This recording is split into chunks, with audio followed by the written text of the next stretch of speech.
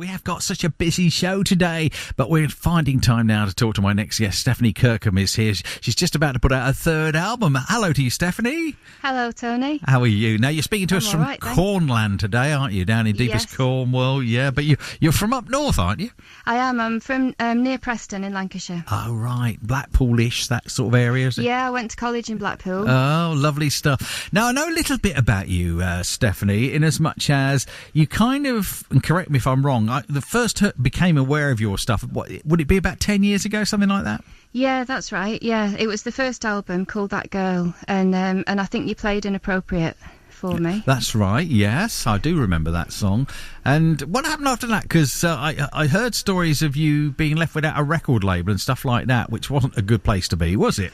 No, it was a shame because things were starting to happen, but then EMI made lots of closures, and it included the small label I was on, so everyone was sort of out of a job. So yeah, it was a tricky time, but I just went back up north for a while and carried on writing, and then put the next album out. What, by yourself, on your own? Yeah, but it was by myself, so not that many people know about it, I suppose, apart from people that knew me. But it was important for me not to give up, basically, and I just thought, I've got more songs inside me, I've got lots of feelings that need to come out, that need to be written down, and so I just kept working away, really. And it's having the confidence, I suppose, to do it, and we've just been talking about confidence as well. Yeah, it was interesting what he was saying. I think it's a tricky thing, confidence. When I was growing up, I was incredibly shy, and I thought if I could have anything, it would be confidence. How do you go about that? And it isn't something you can just switch on, or is it? You know, like with hypnosis and things like that. There are techniques you can use, and I've tried lots of things. But I think generally, the best advice I would give is just to keep doing what you love, because eventually you'll get out there and do it, you know. Yeah, you're right. Because you can't teach confidence, can you?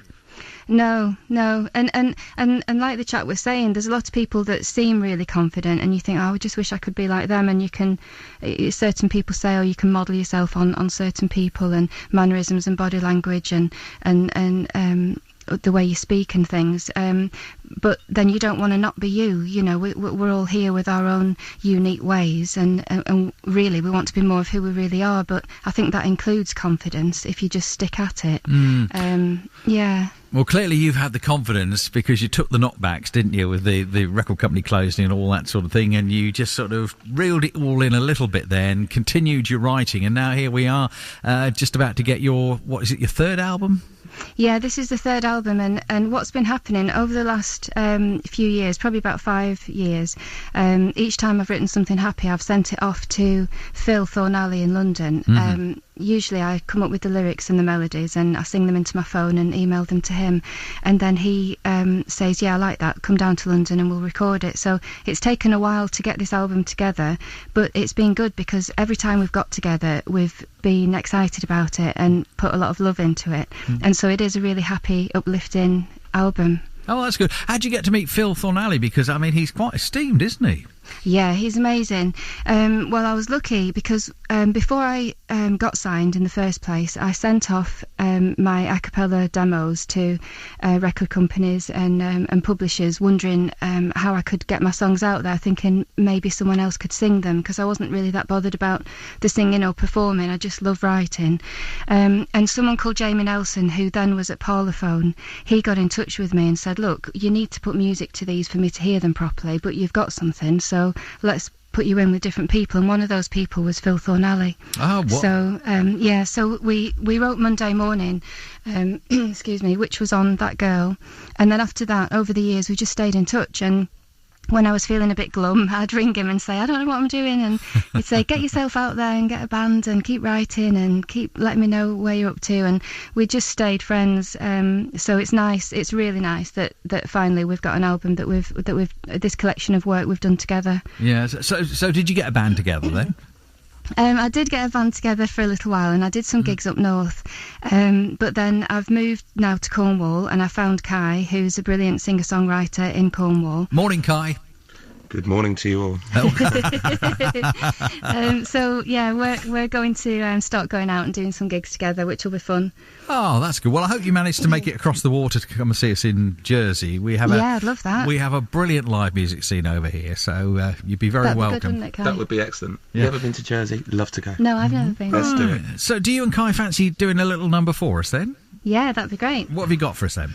Well, we could do Best Time Ever, or Easy's 1, 2, 3. Best Time Ever, I think. Shall we do that? Because that was your first single, wasn't it? From the album. Yeah, it comes out tomorrow, actually. Oh, does it? Yeah. Oh, fantastic. Well, let's do that then. Let's give it a little plug then. Okay.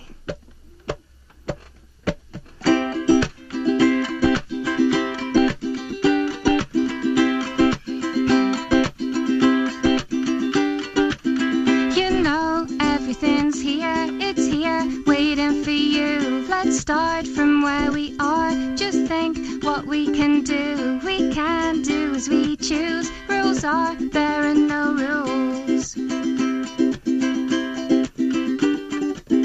You know it's gonna be the best time ever. You know it's gonna be the best time ever. You know it's gonna be the best time of our lives. The time of our lives. Best time of our lives.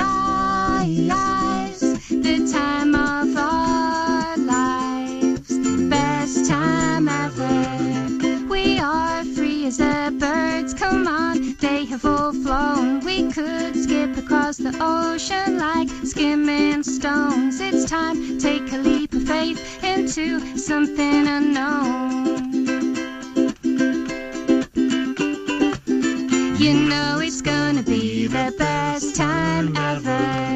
You know it's gonna be the best time ever. You know it's gonna be the best time of our lives. The time of our lives. Best time of our lives. The time of our lives. Best time ever.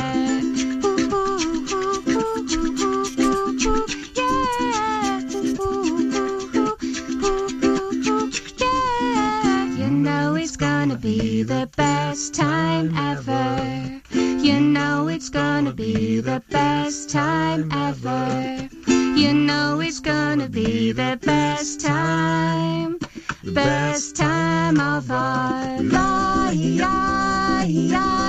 The time of our lives. Best time of our lives. The time of our lives. Best time ever.